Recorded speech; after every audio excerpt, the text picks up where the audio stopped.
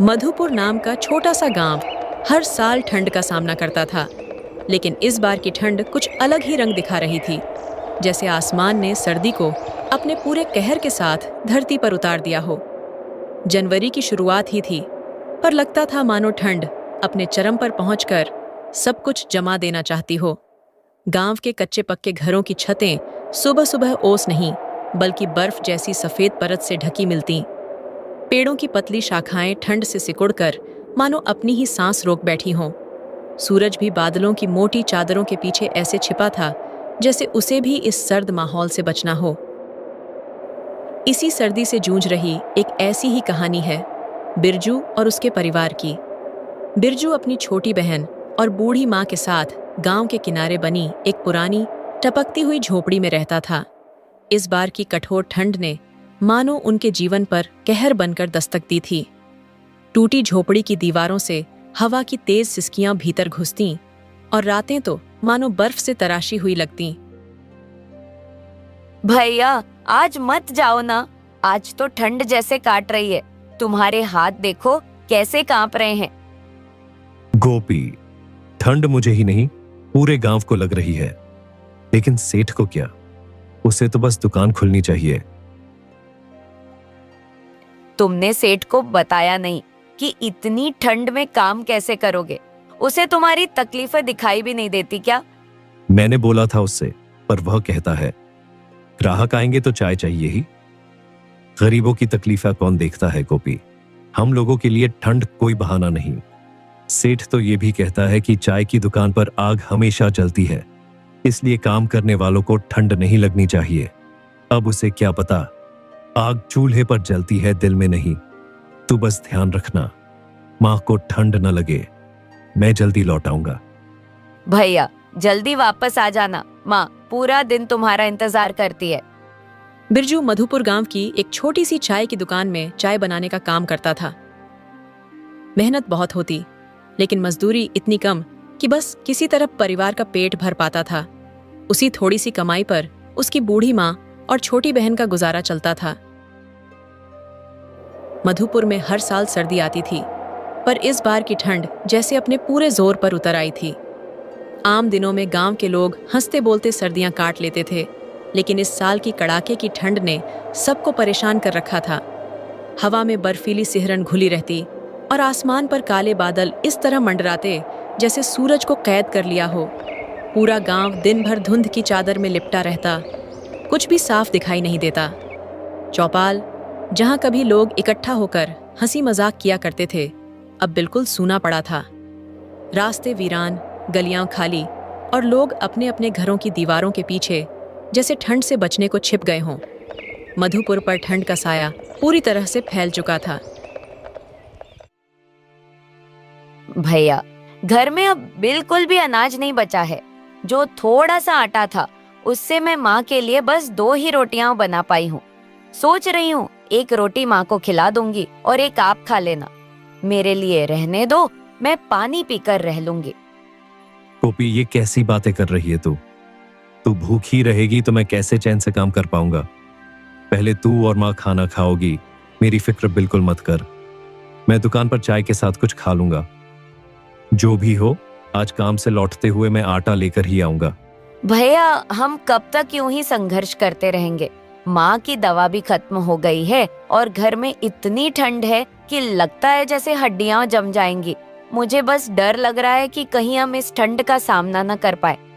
ठंड बड़ी है, पर हम उससे बड़े हैं। जब तक मैं हूं, तुम्हें और माँ को कुछ होने नहीं दूंगा। बस तू हिम्मत मत हारना गोपी, सब ठीक हो जाएगा।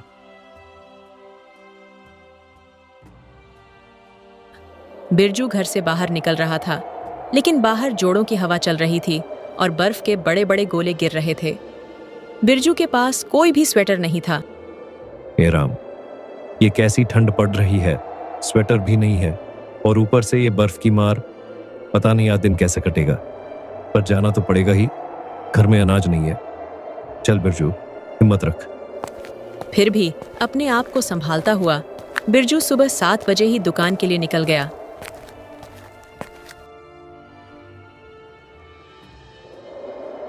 कहाँ रह गया था तू बिरजू?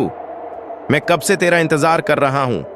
जल्दी से बर्तन धो और ग्राहकों के लिए चाय चढ़ा, आज भीड़ ज्यादा है। सेठ जी, रास्ते में ठंड बहुत थी, बर्फ गिर रही थी, इसलिए थोड़ा देर हो गई। अभी सब काम कर देता हूँ। बहाने मत बना, काम में लग। यहाँ ठंड की नहीं, काम की कीमत है। जी सेठ जी, अभी शुरू करता हूँ। बर्फ जैसे ठंडे पानी में बर्तन धोना बिरजू के लिए बहुत ही मुश्किल था, लेकिन मजबूरी उसे यह सब करवाती थी। बर्तन धोकर बिरजू ने जल्दी से चाय बनाई और धीरे धीरे ग्राहक आना शुरू हो गए। इतनी ठंड थी, बिरजू ठंड के मारे कांप रहा था। उसे चाय पीने का मन कर रहा था। हाय राम, हाथ तो बिल्कुल सुन्न हो गए हैं। ये बर्फ जैसा ठंडा पानी और ऊपर से इतनी तेज हवा, कब तक सहूंगा मैं? थोड़ा सा चाय ही पी लेता हूँ, शरीर में गर्मी आ जाएगी। क्या करूं, मजबूरी है, वरना तो यहाँ खड़ा भी नहीं रह पाऊंगा। बस एक घूंट ही सही, थोड़ी ताकत आ जाएगी। हाँ, उसने मलिक के हाथ में चाय की प्याली दी और खुद भी एक कप में चाय लेकर पीने लगा। बिरजू के हाथ में चाय के प्याले देख मलिक भड़क गया। अरे बिरजू, ये क्या देख रहा हूं मैं? तूने मेरी दुकान की चाय खुद पी ली? किसने कहा था तू चाय पिए? मालिक, गलती हो गई, बहुत ठंड थी, हाथ कांप रहे थे, बस थोड़ा सा पी लिया था ताकि काम ठीक से कर सकूं। आपका कोई नुकसान नहीं किया मैंने। तेरी आधी पगार काट लूंगा मैं। काम करने आया है या मस्ती करने? एक एक दाने को तरस रहा है घर, और यहां तू मालिक की चाय पी रहा है। ये हरकत दोबारा मत करना, समझा? आधी पगार मत काटिए मालिक, घर में वैसे ही कुछ नहीं है। माँ और गोपी भूखी है, आगे से ऐसी गलती नहीं होगी, बस इस बार माफ कर दीजिए।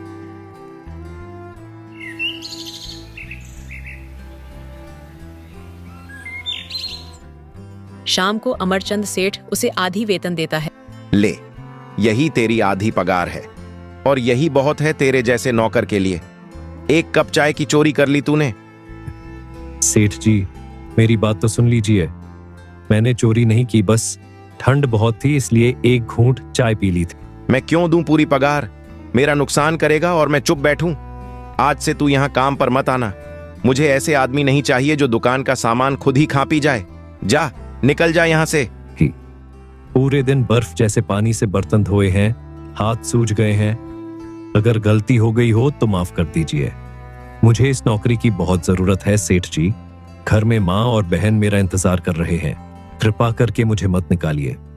मैं आगे से ऐसी गलती दोबारा नहीं करूंगा। पड़ी, उसे नहीं पता था कि एक कप चाय पीना उसे इतना भारी पड़ जाएगा। आधी वेतन देकर सेठ बिरजू को काम से निकाल देता है। उन थोड़े से पैसों में से कुछ पैसे बचाकर बिरजू बाकी पैसों का राशन ले आता है। घर आकर जब उसने राशन अपनी माँ के पास रखा तो इतना कम राशन देखकर उसकी माँ ने पूछा, बेटा, इतना कम राशन क्यों लाया? माँ, माफ कर देना, मैं पूरी वेतन भी नहीं ला पाया। सेठ ने आधी पगार ही थमा दी और काम से भी निकाल दिया। जितने पैसे बचे थे उन्हीं से जितना बन पड़ा उतना राशन ले आया हूं। मैं जानता हूं ये कम है, पर मैं फिर काम ढूंढ लूंगा माँ। कोई बात नहीं, जितना है उसे ही बांट कर खाएंगे। तू परेशान मत हो। देख, गरीबी पहली बार नहीं आई हमारे घर में। हम तो सालों से ऐसी ही ठंड में चूल्हे के पास बैठे बैठे दिन काटते आए हैं। बेटा, तू ही तो है जो इस घर को चला रहा है। तू बाहर ठंड में काम करता है, सुबह से शाम तक सर्द हवाओं से लड़ता है। इसीलिए जो पैसे तूने बचाए हैं ना, उन्हें अपने ऊपर खर्च कर गर्म कपड़े ले ले। तू बस चिंता मत कर, मैं ठीक हूं। मुझे गर्म कपड़े बाद में भी मिल जाएंगे। पहले घर चले। माँ, तू और गोपी भूखी न रहो, बस यही सोचकर पैसे बचाए। हमें कुछ नहीं चाहिए, हम तो यहाँ चूहे के पास भी बैठकर आग सेक लेंगे। मगर तुझे ठंड में बिना कपड़ों के नहीं देख सकती मैं। अपने लिए कुछ ले ले बेटा, मेरी बात मान जा। बाकी पैसों से बिरजू अपने लिए स्वेटर खरीद लेता है। गोपी जब भी खाना बनाती तो बिरजू की माँ वहीं चूल्हे के पास बैठी रहती ताकि थोड़ी गर्माहट मिल सके। अम्मा, मैं जरा बाहर जा रहा हूं, सोच रहा हूं कि कहीं ना कहीं कोई काम मिल जाए। अब सेठ के यहां तो मुझे दोबारा जगह मिलने से रही। घर में जो थोड़े बहुत पैसे बचे हैं उनसे कितने दिन गुजारा चलेगा? मैं कोशिश करूंगा कि आज ही कोई काम ढूंढ लूं। जा बेटा जा, काम ढूंढना जरूरी है, पर ये बात याद रखना, हम गरीब सही मगर हिम्मत वाले हैं। 2 वक्त की रोटी भले कम हो जाए पर साहस नहीं टूटने देना। ठंड बहुत है, इसीलिए धीरे धीरे चलना, अपने नए स्वेटर को अच्छे से पहनकर ही बाहर जाना। और चिंता मत कर, मैं चूल्हे की गर्माहट में ठीक हूँ। अब ज्यादा देर तक चूल्हे के पास मत बैठना, धुआं आपको तकलीफन देता है। घर की फिक्र छोड़कर बस अपने काम का ध्यान रखना। भगवान तेरी मेहनत जरूर रंग लाएगा बेटा। बिरजू बाहर चला जाता है। बाहर ठंडी ठंडी हवाएं चल रही थीं, लेकिन वह काम की तलाश में बस आगे बढ़ा जा रहा था।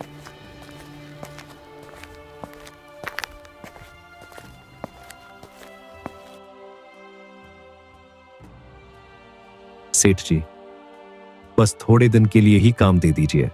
जो भी मजदूरी देंगे मुझे मंजूर है। घर की हालत बहुत खराब है, माँ बूढ़ी है और बहन छोटी। मैं कोई भी काम कर लूंगा, बस मौका दे दीजिए। मैं ठंड में भी पूरे मन से काम करूंगा। काम?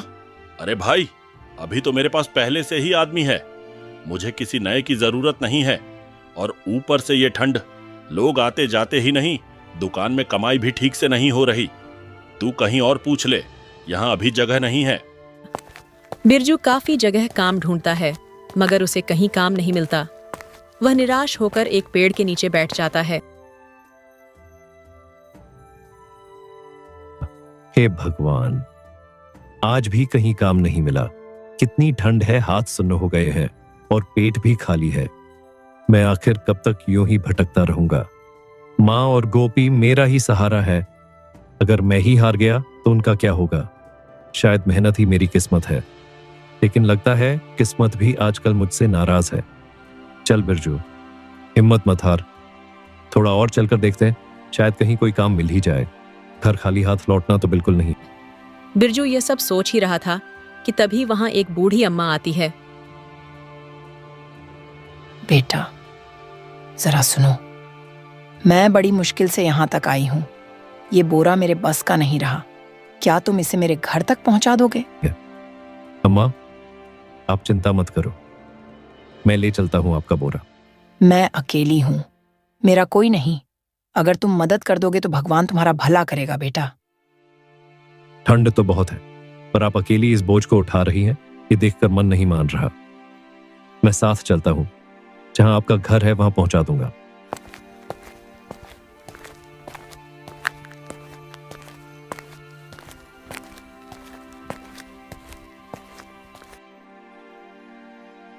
बेटा लकड़ियां यहीं रख दे, भगवान तुम्हारा भला करे। तूने मेरी बहुत मदद कर दी। सुन, मेरे पास एक गाय है। इस बुढ़ापे में अब मैं उसकी ठीक से देखभाल नहीं कर पाती। रोज रोज उसके लिए चारा लाना और उसे संभालना मेरे बस की बात नहीं रही। अम्मा, आप कैसी बातें कर रही हैं? मैं आपकी गाय कैसे ले सकता हूं? ये तो आपके परिवार जैसी है। मैं तो बस लकड़ियां उठाकर लाया, इसमें इतना बड़ा तोहफा देने की क्या जरूरत है? बेटा तुम इसे अपने साथ ले जाओ, मन मत करो। मैं जोर डाल रही हूँ, ये तुम्हारे काम आएगी और मैं जानती हूँ तुम अच्छे दिल के हो। इसे अपने घर ले जाओ बेटा, मुझे सुकून मिलेगा कि मेरी गाय अच्छे हाथों में है। लेकिन अगर आप सच में इसे संभाल नहीं पा रही और आपको लगता है कि मैं इसका ध्यान रख पाऊंगा, तो ठीक है अम्मा, जैसे आप कहें। मैं इसे ले जाऊंगा, पर सिर्फ इसलिए कि आप कह रही हैं और आपका मन भारी न रहे। इतना कहकर बिरजू रामप्यारी को लेकर अपने घर आ जाता है।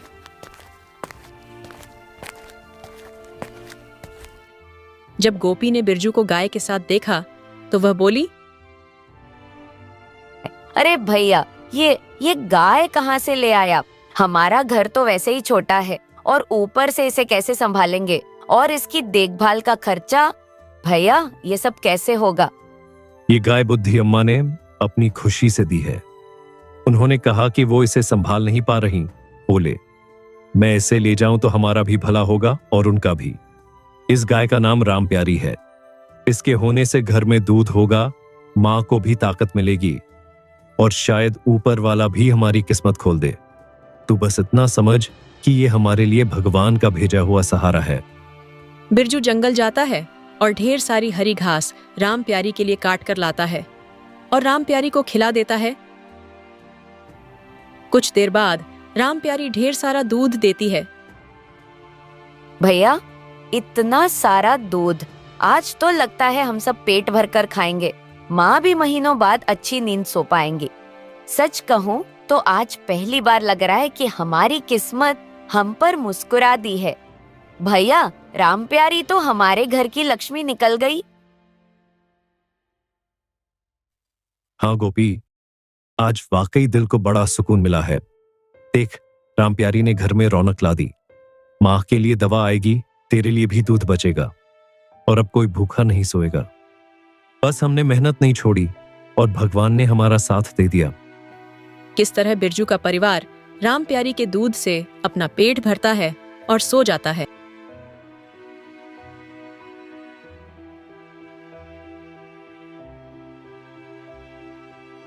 माँ, मैं सोच रहा था, क्या मैं अपनी ही छोटी सी चाय की दुकान खोल लूं? दूसरों के यहाँ काम करके बस अपमान ही मिलता है।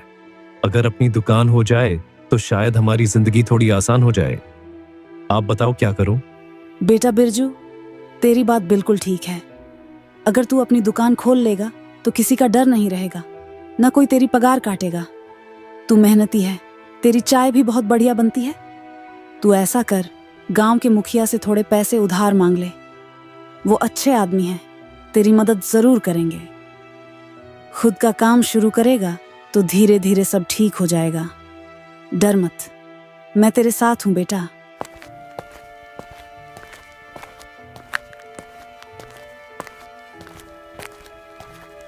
अरे बिरजू बेटा, इस ठंड में यहाँ कैसे आ गया? बोलो, क्या बात है? नमस्ते मुखिया जी, मैं मदद मांगने आया हूँ। मैं अपनी एक छोटी सी चाय की दुकान खोलना चाहता हूँ, लेकिन मेरे पास पैसे नहीं है। आप अगर थोड़ा सा उधार दे दें तो मैं मेहनत करके धीरे धीरे चुका दूंगा। ये ठंड में मेरी माँ और बहन बहुत परेशान हैं। अगर दुकान खुल जाएगी तो हमारा घर भी चल जाएगा। क्या तुम अपनी चाय की दुकान खोलना चाहते हो? बहुत बढ़िया सोच है बेटा। मेहनत करने वालों की हमेशा राह बनती है। जितने पैसे तुम्हें चाहिए मैं दे देता हूं। ये मेरी तरफ से तुम्हारे भविष्य के लिए मदद है। जाओ, दुकान अच्छे से चलाना और गांव का नाम रोशन करना। मैं आपका एहसान कभी नहीं भूलूंगा मुखिया जी। बिरजू मुखिया से पैसे लेता है और अपनी छोटी सी चाय की दुकान खोल लेता है। चाय बनते हैं उसकी खुशबू चारों तरफ फैल जाती है और लोग उसकी दुकान पर आकर चाय पीते हैं। वहीं से थोड़ी दूर पर अमरचंद की भी चाय की दुकान थी। बिरजू की दुकान अच्छी खासी चलते हुए देखकर उसे बहुत जलन होती है और वह मन ही मन सोचता है, ये छोटा सा बिरजू मेरे सामने दुकान खोलकर क्या मेरा मुकाबला करेगा? 2 दिन चाय बेचकर क्या बड़ा व्यापारी बन जाएगा? कल तक मेरे यहाँ काम करता था और आज देखो, लोग उसी की चाय की तारीफ कर रहे हैं। अगर ऐसे ही चलता रहा तो मेरी दुकान पर कौन आएगा? कुछ ना कुछ करना पड़ेगा। इस लड़के को इतना ऊपर नहीं जाने दूंगा। मेरे सामने चमकने की कोशिश करेगा तो अच्छा नहीं होगा। अब बिरजू की दुकान काफी अच्छी चलने लगी थी। बिरजू की चाय इतने स्वादिष्ट होती थी कि अमरचंद के ग्राहक भी बिरजू की दुकान पर आकर चाय पीते थे। इससे अमरचंद की कमाई कम हो गई थी। तो अब ये बिरजू मेरी दुकान के सामने अपनी दुकान चमका रहा है। कल तक आधी पगार लेकर दर दर भटक रहा था और आज मेरे ग्राहक भी छीन रहा है। ये लोग भी ना, जरा सी नई चाय क्या मिल गई, मेरी दुकान का मुंह ही भूल गए। देख लेना, ज्यादा दिन नहीं टिकेगा ये। 1-2 दिन की चमक दमक सबकी दुकान दिखा देती है। असली चाय तो मेरी है और असली दुकान भी मेरी ही चलेगी। ये बिरजू क्या चीज है? मुझे चैलेंज कर रहा है लगता है, लेकिन मैं भी अमरचंद हूं। जितनी जल्दी ऊपर गया है उतनी जल्दी नीचे भी आएगा। अमरचंद कुछ गुंडों को जानता था। सुनो, एक काम है तुम लोगों के लिए। उस बिरजू ने नई दुकान खोल ली है और मेरे सारे ग्राहक उधर जा रहे हैं। इससे पहले कि मेरी दुकान बंद हो जाए, तुम जाकर उसकी दुकान ही बंद करवा दो। पैसे अभी भेजता हूं। काम साफ सुथरा होना चाहिए, समझे? बिरजू को इतना डरा देना कि दोबारा दुकान खोलने की हिम्मत ही ना बचे। अरे ओ सुन, यही है ना तू बिरजू? देख, हमें नाम मत पूछना और ये भी मत पूछना किसने भेजा है। बस सीधी बात, आज से तेरी ये दुकान बंद रहेगी। भाई साहब, मैंने आपका क्या बिगाड़ा है? ये दुकान ही तो मेरे घर का सहारा है। माँ बहन भूखे मर जाएंगी अगर इसे बंद कर दूं। ज्यादा होशियारी दिखाएगा ना तो तेरी हड्डियां तोड़कर यहीं बर्फ में गाड़ देंगे। समझ में आया? शांति से बोरी बांध और निकल यहां से, वरना अंजाम बहुत बुरा होगा। वह गुंडे बिरजू को वहां से धमकाकर चले जाते हैं। अगले दिन बिरजू फिर से अपनी दुकान खोलता है।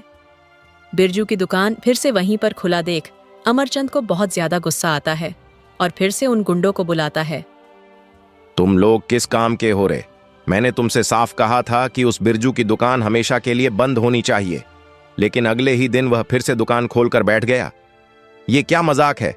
जाओ, इस बार ढंग से काम करो, उसकी दुकान तोड़ दो, उसे डराकर भगा दो, समझे? इस बार कोई डील मत देना, वरना तुम सबको मैं छोड़ने वाला नहीं हूं। ठीक है सेठ जी, अब की बार गलती नहीं होगी। आप टेंशन मत लो, हम उसका हिसाब पूरा कर देंगे। वह कल जैसे वापस नहीं उठेगा, दुकान खोलने की हिम्मत भी नहीं करेगा। आप बस देखना, इस बार काम पूरा होगा और ढंग से होगा। वह गुंडे एक बार फिर से बिरजू के पास आते हैं। ओ बिरजू, फिर से दुकान खोल ली तूने? लगता है कल की बात तेरे दिमाग में छड़ी ही नहीं। हमने तो कहा था कि यहां दुकान मत खोल, फजूल में हीरो मत बन, वरना इस बार सीधा उठाकर फेंक देंगे। समझ आया कि दोबारा समझाएं? बिरजू उस वक्त चाय बना रहा था। जब चाय की खुशबू गुंडों के नाक तक पहुंचती है तो उन्हें भी चाय पीने की इच्छा होती है। अरे ओ बिरजू, रुको जरा, ये कैसी खुशबू आ रही है? लगता है चाय काफी बढ़िया बना रखी है। हम लोग काम से आए हैं, पहले एक एक कप चाय तो डलवा दे, काम बाद में देख लेंगे। लेकिन बता दूं, चाय वैसी होनी चाहिए जैसी खुशबू आ रही है। ये क्या कमाल की चाय बनाता है तू? अरे वाह, ऐसी चाय तो हमने कहीं नहीं पी। बिल्कुल लाजवाब। सुन, तू अपना काम ऐसे ही करता रह, अब से तुझे कोई परेशान नहीं करेगा। जो भी तेरे रास्ते में आया हम संभाल लेंगे। तू बस इसी तरह चाय बनाता रह, समझा? गुंडे जैसे ही वह चाय पीते हैं, जैसे कि उन पर कोई जादू हो जाता है और वह डंडा लेकर अमरचंद के पास वापस लौट जाते हैं और उसकी खूब पिटाई करती है। गुंडे अमरचंद को धमकाते हैं। सुन, ये हमारी पहली और आखिरी चेतावनी है। अगर दोबारा बिरजू को तंग करने की सोची ना, तो तेरी दुकान क्या, तेरी अकड़ भी हम इसी ठंड में जमा कर देंगे। समझ में आया? अब बिरजू अपनी दुकान आराम से चलाएगा और तू दूर से ही देखता रहेगा। जिंदगी भर याद रहेगा कि किसी मेहनतकश इंसान से पंगा लेना कितना महंगा पड़ता है। गुंडों की धमकी से डरकर अमरचंद ने अब बिरजू को परेशान करना बंद कर दिया था। अब बिरजू आराम से ठंड में अपनी चाय की दुकान लगाता है और कड़कती ठंड में लोग उसके चाय के खूब मजे लेते हैं।